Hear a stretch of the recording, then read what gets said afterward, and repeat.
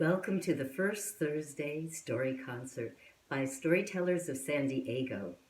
I'm the host for this month, and the topic is the Muse. I'm Mindy Donner, and I'm vastly curious about what or who inspires artists to create. And you're going to meet some lovely artists coming up. There'll be David Schmidt, Marilyn McPhee, Catherine Espinosa Hampton, J.T. Mooring, and myself.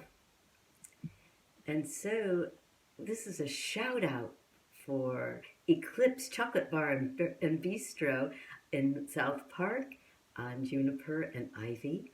And they are open for takeout. They are open for patio dining in about a month. They're renovating their whole patio, and their bar will be open even sooner than that. If you've been there, you know you love their chocolate. They have fine dining.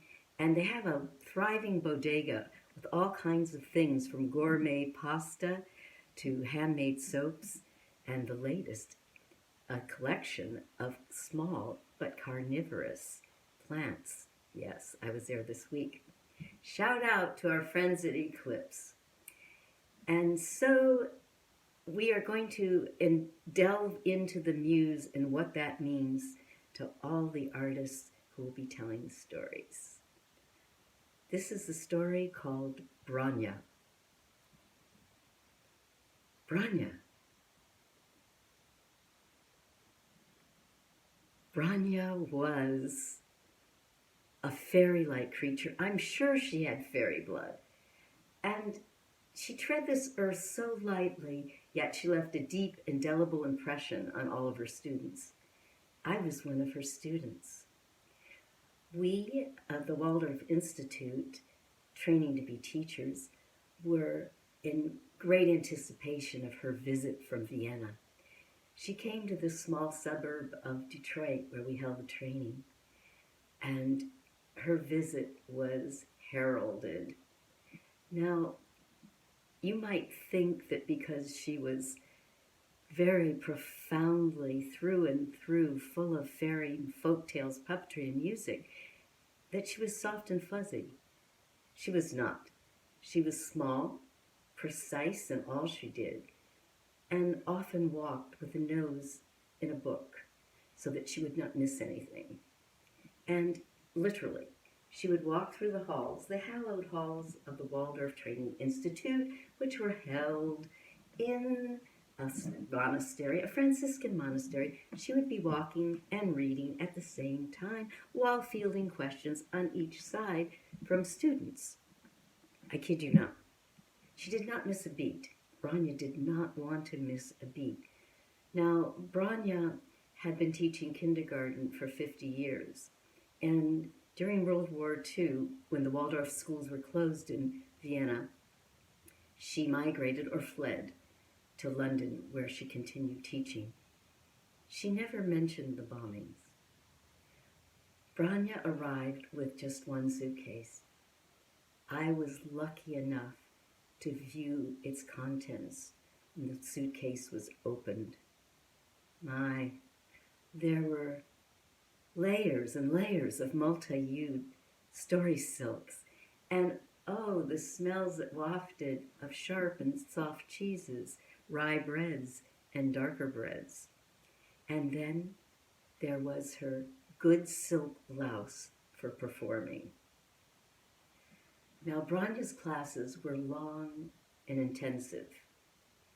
We learned, we delved, we performed. Somehow I became her assistant. I think I know how. When our storytelling and crafts teacher brought out a raft of puppetry books, I leaned in and said, "Oh, I would so love to learn." And that was interpreted as, Mindy has experience in puppetry. I helped Bronja by dyeing more and more silks, making preparations and keeping things in order. One day she walked into the ladies' room where I was in front of the mirror brushing my hair, and she looked and said, "Make yourself beautiful." And I know she meant that the outside and inside should have this beautiful appearance. One of her oft-repeated axioms that I always remember is this: this is not a dogma. Do not let this become a dogma. That's one of my favorites. Well, Bronja stayed for about a month, and it was a month of marvels. She left us with her booklet that had just been published in the US of fairy and folk tales that she had translated. Some she had authored. Some music had been given by friends. And from that collection, Catherine Espinosa Hampton, whom you'll see on this Muse journey in a little while, she and I performed those stories, some of which have the titles of Mashenka and the Bear, play of the 4 seasons. I almost said 3 seasons. And the Snow Maiden, and there are many more. The Little Light Horse, and I still perform The Hungry Cat with a bandana that becomes a cat on my hand, Bronja style. I received my last tangible gift from Bronja from another Waldorf teacher who had visited Vienna. It was an enchanting little box, and I unwrapped it, and inside there was a small sculpture made out of beeswax.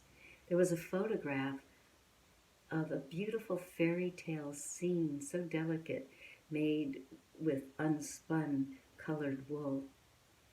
And best of all, there was a note that said, "Love, Bronja." Thank you.